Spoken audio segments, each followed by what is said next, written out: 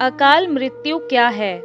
गरुड़ पुराण के अनुसार यदि किसी व्यक्ति की मौत जहर पीकर, फांसी लगाकर, भूख से पीड़ित होकर, आग से जलने पर, किसी हिंसक प्राणी द्वारा जल में डूबने से, किसी दुर्घटना के कारण, किसी जहरीले सांप या बिच्छू के काटने से या फिर आत्महत्या करने से होती है तो वह अकाल मृत्यु कहलाती है।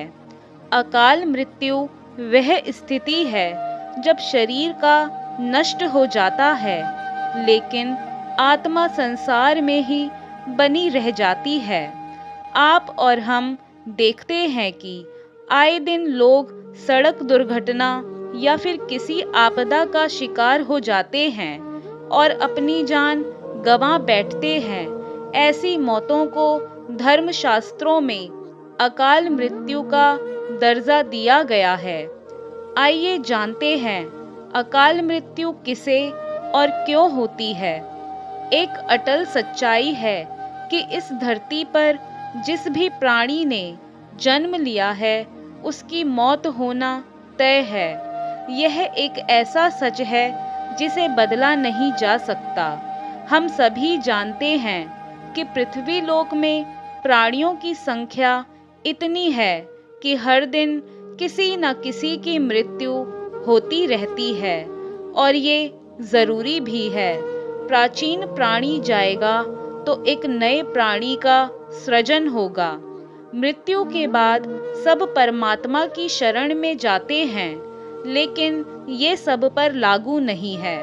सीधी सी बात है कि हर प्राणी को मोक्ष प्राप्त नहीं होता। इनमें से कुछ ऐसे भी होते हैं जिनकी आत्मा सदियों तक पृथ्वी लोक में ही भटकती रहती है और इसका कारण है उनकी अकाल मृत्यु होना, यानी भगवान का दिया हुआ पूरा जीवन न जीना। आइए अब जानते हैं कि अकाल मृत्यु कैसे होती है। हमारे वेदों में मनुष्य की उम्र 100 साल निर्धारित की गई है, तो अकाल मृत्यु क्यों होती है? इन 100 साल की निर्धारित उम्र में दुष्कर्म को नहीं मिलाया गया है। मतलब इंसान की मृत्यु तभी होती है जब उसके पास धर्म कार्यों के लिए शक्ति नहीं होती है या फिर उसका शरीर उसे धर्म कार्य करने की इजाजत नहीं देता, अर्थात वह धार्मिक कार्य करने के लायक नहीं रहता। इससे अलग जब कोई व्यक्ति अपनी इच्छा से धार्मिक कार्यों को त्याग देता है तो पृथ्वी पर उसके जीवन की अवधि कम होती जाती है, यानी इंसान की उम्र भले ही 100 साल हो लेकिन अपने कर्मों के कारण वह अपनी उम्र को खुद ही कम करता चला जाता है, जिस कारण व्यक्ति की अकाल मृत्यु हो जाती है। अब जानिए अकाल मृत्यु के बाद आत्मा का क्या होता है। भगवान श्री विष्णु जी गरुड़ पुराण के माध्यम से यह बताते हैं कि मनुष्य के जीवन के 7 चक्र निश्चित होते हैं। जो मनुष्य इस चक्र को पूरा नहीं कर पाते, ऐसे में वे मनुष्य अकाल मृत्यु को प्राप्त हो जाते हैं। अचानक ही मृत्यु होने की वजह से मनुष्य की मोह माया, इच्छा और तृष्णा बनी रहती है जो कभी पूरी नहीं हो पाती। ऐसे में शरीर तो नष्ट हो जाता है लेकिन अकाल मृत्यु प्राप्त होने वाली आत्माएं धरती पर अपने परिजनों और जीवित लोगों को कष्ट पहुंचाती रहती है और अपनी तृष्णा पूरी करने की कोशिश करती है। गरुड़ पुराण के अनुसार प्राकृतिक मौत से मरने वाले मनुष्य को 41 दिन में दूसरा शरीर प्राप्त हो जाता है। इसके विपरीत अकाल मृत्यु को प्राप्त व्यक्ति भूत प्रेत, पिशाच, कुष्मांडा, ब्रह्म राक्षस, बेताल और छत्रपाल योनि में भटकता रहता है। उनकी आत्मा को जल्दी से शांति नहीं मिलती। गरुड़ पुराण के अनुसार अकाल मृत्यु में आत्महत्या को सबसे निकृष्ट माना जाता है। आत्महत्या को हमारे हिंदू ग्रंथों के अनुसार सबसे घिनौना कृत्य बताया गया है। भगवान श्री विष्णु जी ने गरुड़ पुराण में आत्महत्या को ईश्वर का निरादर करना और अपमान करना कहा है। भगवान श्री हरि विष्णु जी कहते हैं कि आत्महत्या करने वाले मनुष्य की आत्मा पृथ्वी लोक पर तब तक भटकती रहती है जब तक कि वह प्रकृति द्वारा निर्धारित अपने जीवन चक्र को पूरा नहीं कर लेती।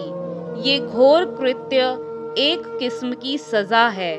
इस प्रकार की आत्मा को ना तो नरक लोक में जगह मिलती है और ना ही स्वर्ग लोक में। इस प्रकार की आत्मा को मरने के बाद भी सबसे कष्टदायक स्थिति से गुजरना पड़ता है।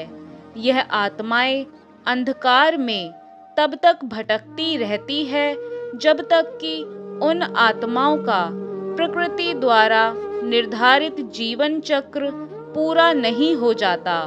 आत्महत्या करने वाली आत्माओं के कष्ट को तो दूर नहीं किया जा सकता, लेकिन गरुड़ पुराण में अकाल मृत्यु को प्राप्त मनुष्य की आत्मा की शांति हेतु कई उपाय और मंत्र बताए गए हैं, जिन उपायों को घर के परिजन द्वारा किया जाता है और जिससे कि अकाल मृत्यु को प्राप्त मनुष्य की आत्मा इन उपाय और मंत्रों द्वारा शांत की जाती है और तब वह आत्मा घर के लोगों और बाहरी लोगों को कष्ट नहीं पहुंचाती। लेकिन आत्मा इन उपाय और मंत्र के द्वारा केवल शांत होती है, उसे मोक्ष की प्राप्ति नहीं होती जब तक उसका निर्धारित जीवन चक्र पूरा नहीं हो जाता। क्या है अकाल मृत्यु के संकेत अर्थात अकाल मृत्यु के लक्षण? यदि किसी व्यक्ति को हरे या नीले रंग की मक्खियाँ जो गंदगी पर बैठती हैं घेरने लगे और अधिकांश समय ये मक्खियाँ व्यक्ति के आसपास ही रहने लगे, तो समझ लेना चाहिए कि व्यक्ति की आयु लंबी नहीं है। जिस व्यक्ति की मृत्यु निकट हो तो उसको अपने आसपास कुछ सायों के मौजूद होने का एहसास होता है, जैसे बिना किसी के होते हुए भी अपना कोई प्रियजन समझकर आवाज देता हो। ऐसे व्यक्तियों को अपने पूर्वज, पितर और कई मृत व्यक्ति भी नजर आते रहते हैं। समुद्र शास्त्र के अनुसार जब मृत्यु निकट आती है तो हथेली में मौजूद रेखाएं अस्पष्ट और इतनी हल्की दिखाई देने लगती है कि उसे देख पाना संभव नहीं होता। यानी व्यक्ति के हाथ से किस्मत की लकीरें मिटने लगती है। जिन लोगों की मृत्यु निकट होती है वे अपनी छाया को भी खुद से अलग देखने लगते हैं। उनको ऐसा लगता है कि हमारी छाया हमसे अलग क्रियाकलाप कर रही है। आयुर्वेद के अनुसार मृत्यु से पहले मानव शरीर से अजीब सी गंध आने लगती है। यह गंध किसी मुर्दे की गंध की तरह ही होती है। इसे मृत्यु गंध भी कहा जाता है। यह हृदयाघात रोग इत्यादि मस्तिष्क आघात के कारण उत्पन्न होती है, तो समझो मृत्यु निकट है। यदि कोई रोग है तो उसे टालिए मत, समय रहते इलाज करवाइए। जब कोई व्यक्ति सूर्य, चंद्रमा या अग्नि से उत्पन्न होने वाली रोशनी को भी नहीं देख पाता है तो ऐसा इंसान भी कुछ माह ही और जीवित रहेगा, यानी उसकी उम्र कम है। जब किसी व्यक्ति को पानी, तेल या दर्पण में अपनी परछाई ना दिखाई दे या परछाई विकृत दिखाई देने लगे तो समझो वो इंसान कुछ ही दिनों का मेहमान है।